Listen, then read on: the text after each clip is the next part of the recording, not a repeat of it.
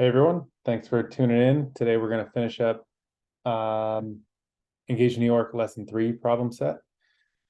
You should have some of these questions. I don't know, I might assign them differently each year, but usually I split it around here where you probably have questions 6 through 11. I might have said that you don't have to do certain ones like C and D and E or something like that. I don't want to say anything specific in this video because I might do it differently each year, but whatever I said in class or wrote on the board, that's what you should go by. So we essentially need three equations that I'm kind of asking you to memorize in class. And then if you just understand the way these sorts of questions are worded or the way that we use language to express these things, then you just kind of have to know which of these three things to do. So those three things are, remember, we have three pieces to each one of these questions. We have part, whole, and percent, right? You have your whole, and that's like, you could think of that as the main value that some part is coming out of and that we're representing as a percent. So we got whole, part, and percent. And if when you need to find the whole in a question, which is sort of like the most backwards one of all the questions, then you take that part that came from the original whole and you divide it by the percent because it's almost like you're working back to it. But that's one of the, wait, divided by whole, what? No. Divided by percent. So that's one of the three equations that we are using right now. Okay, there's one for each of the three parts. This is the one for when you need to find the whole. Well, what about when you need to find the part? Okay, so the part is coming from some whole amount. And it's like a piece that's taken out, and that piece can be represented as a percent. And you can do that by multiplying by the percent. So if you have the whole and you multiply by the percent, you're going to figure out what that part is that the percent is representing. Well, what if you need the percent? What if you have the whole and they tell you, hey, we got this much out of it. What percent is that? Or express it as a percent or whatever. That's just a division. That's just percent equals whole. Nope. I'm rusty. I'm doing this in the middle of the summer. It's like middle of July right now. So I'm like rusty at this stuff. It's part divided by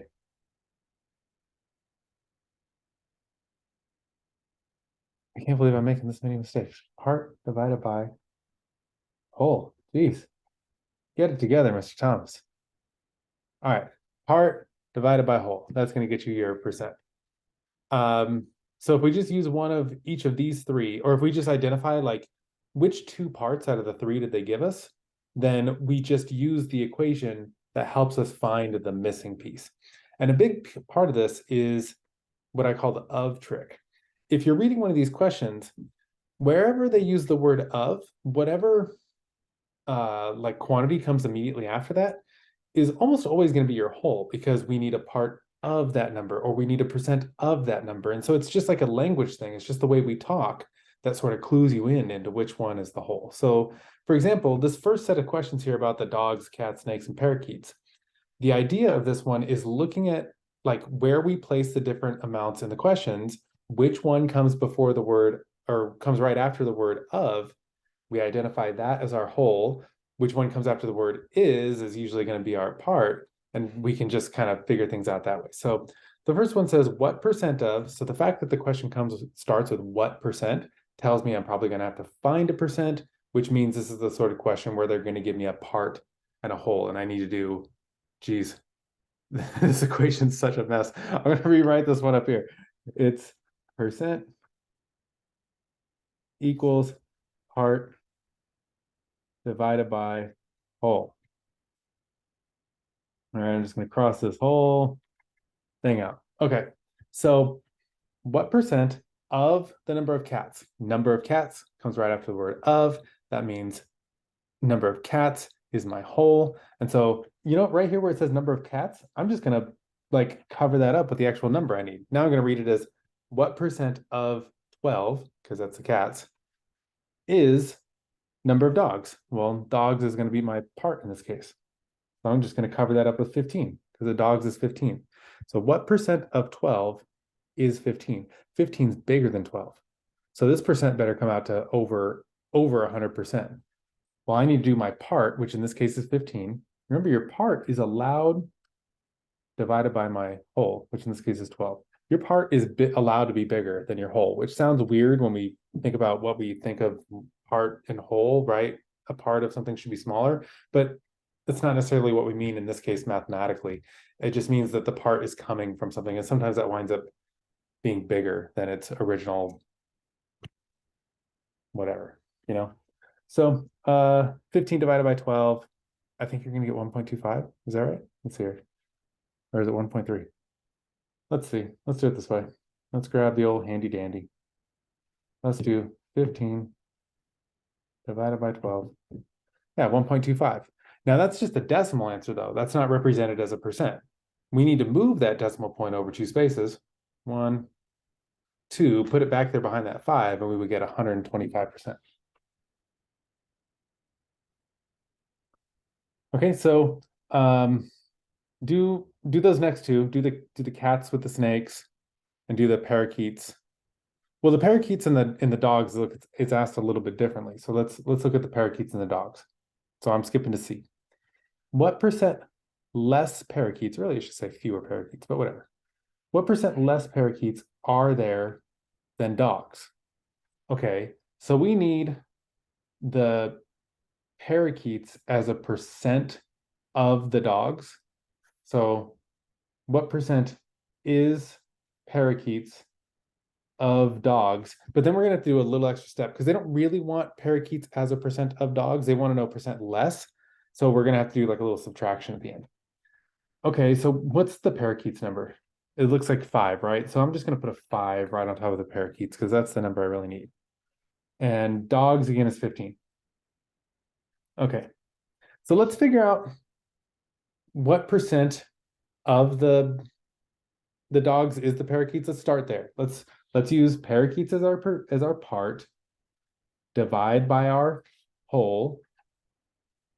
Okay, well, 5 divided by 15, I'm pretty sure that's the same as 1/3. That's an equivalent ratio to 1/3, right? Because 5 times 3 is 15.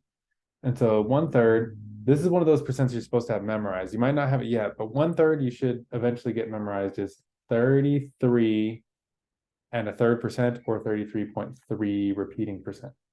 Okay, so parakeets are 33.3% of dogs, but the question is asking us what percent less. And so if we think of dogs as 100%, and this is only 33.3 repeating percent, we subtract that and we're going to get how much less is it. So we do 100% minus 33.333 whatever percent. And that answer you get there, that's how much percent less it is. So I'm going to let you take care of that. All right. The last two, D and E here, you got to kind of like make some educated guesses and then show your work to show that you're right.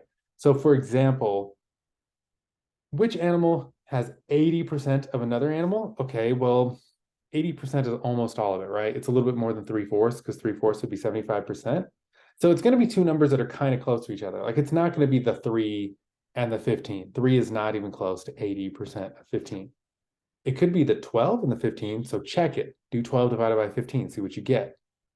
It could be the 3 and the 5, maybe do 3 divided by 5 and see what you get. It's probably going to be one of those. And when you figure out which one for sure, which combination makes 80%, then just show your work.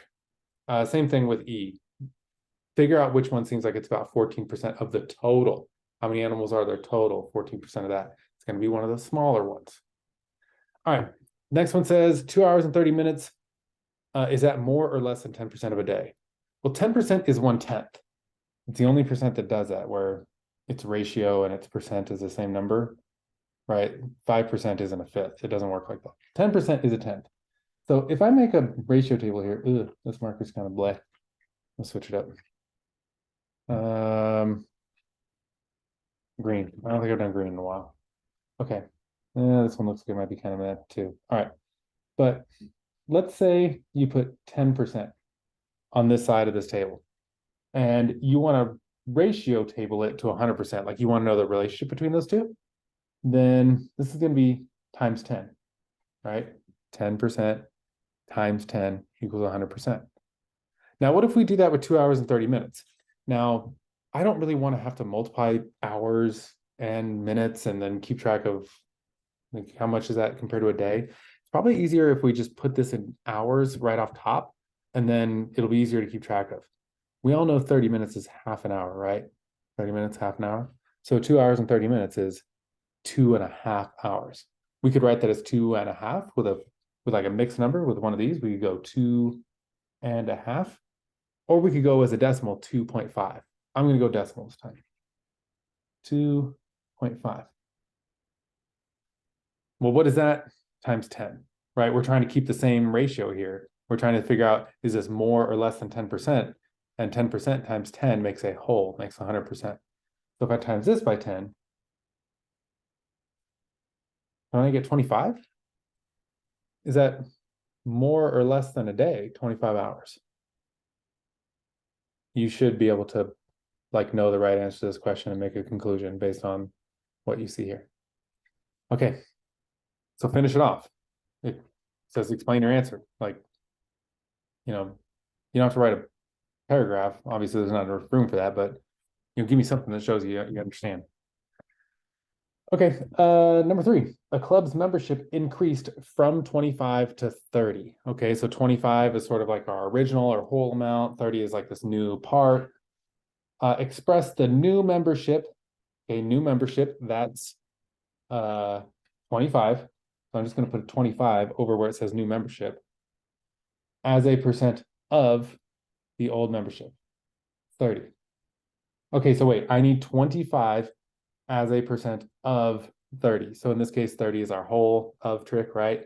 And so we're doing the same thing as before. It's still just 25 part divided by a whole 30. That should give you a decimal, convert it to a percent.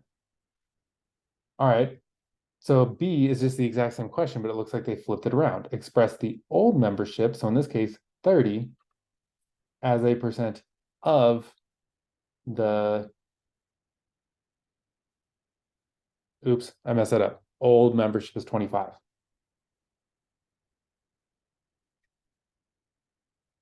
Ah, I see what I did. Okay, I'm confusing myself because maybe you already caught it.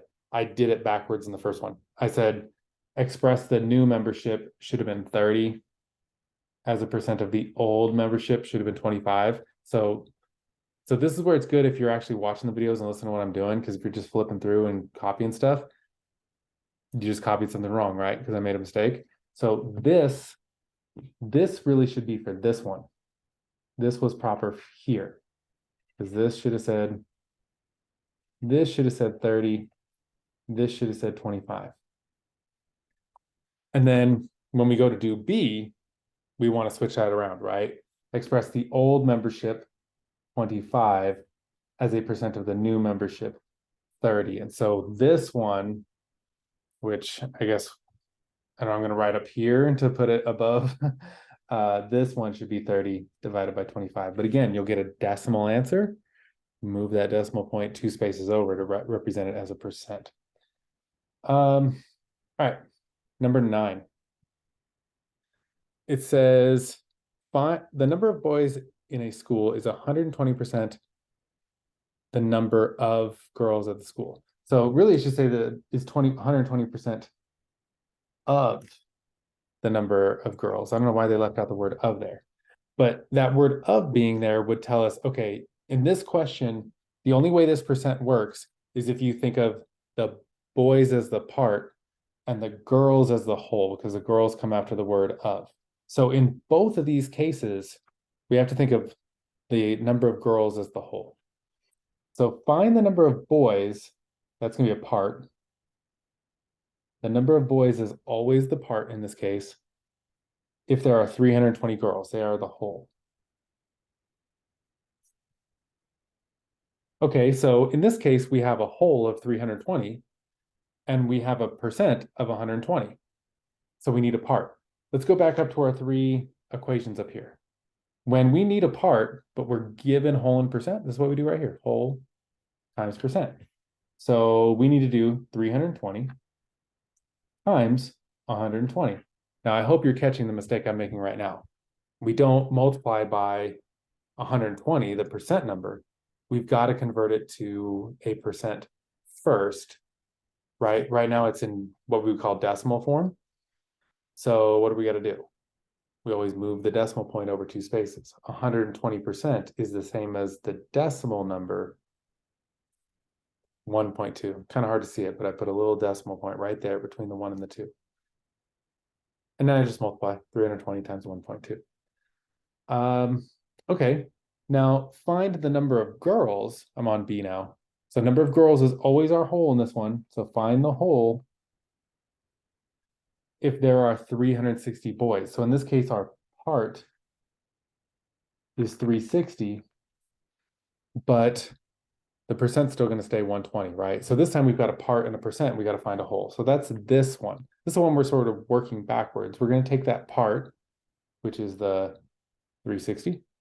We're going to divide it by that percent, which is 120, but we're going to convert it to 1.2 first, and we'll figure out the whole in this case. So we're going to take that 360 this time, and we're going to divide it not by 120, but by 1.2. All right. So 10 is like the exact same as 8. Like if you go back and see what we did with 8, keeping track of the fact that I made that mistake at first on which one should be where, then just follow the exact same idea to do 10. And for 11, well, how about I'll do one of them and I'll leave the other one for you. It says the population of Appleton is 175% of the population of Cherryton. So this one's going to be really similar to 9. Because right off the bat, they're giving us a percent, just like they did in 9. And in 9, the number of girls was always the whole. In this case, Cherryton will always be the whole because it's coming after the word of. It's 100%, 175% of the population of Cherryton. So find the population of Appleton. That's going to be the part. If the population in Cherryton is 4,000. So in this case, 4,000 is my whole. Well, let's see here. So in this case, I have a whole for my number. I have the percent. And in part A, they want me to find the part. Okay, so I need to do part equals whole times percent. It's going to be 4,000 times, not 175. Let's move that decimal point over 2 spaces first, please, and get 1.75. That's going to get me my population of Appleton. Now, look at what we did for 9B to help you figure out what to do for 11B, because I'm pretty sure they're like basically the same. All right, see you next time.